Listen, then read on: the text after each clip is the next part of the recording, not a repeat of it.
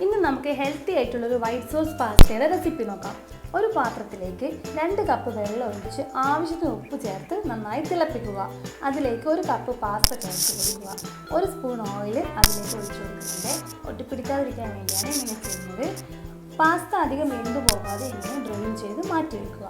മറ്റൊരു പാനിലേക്ക് 1 table spoon butter ചേർത്ത് അതിലേക്ക് 4 അല്ലി വെളുത്തുള്ളിയും 1 വലിയ സവാളയും ക്യാപ്സിക്കവും വേവിച്ച് വെച്ച സ്വീറ്റ് കോണും ചേർത്ത് ചെറുതായി വഴറ്റിയെടുക്കുക.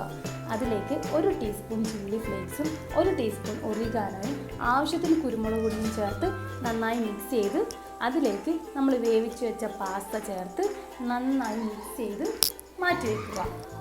അതിനുശേഷം ചെയ്യേണ്ടത് ഒരു പാനിലേക്ക് ബട്ടർ ചേർത്ത് അതിലേക്ക് 2 ടീസ്പൂൺ മൈദ ചേർത്ത് കൊടുക്കുക. അതിലേക്ക് 2 കപ്പ് പാലൊഴിച്ച് നന്നായി മിക്സ് ചെയ്യുക.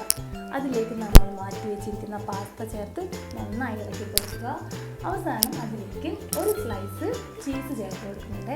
നമ്മുടെ പാസ്ത റെഡിയായി. 5 മിനിറ്റ് കൊണ്ട് കുട്ടികൾക്കൊക്കെ വൈകുന്നേരം ഉണ്ടാക്കി കൊടുക്കാൻ പറ്റുന്ന ഒന്നാണ് ഇത്.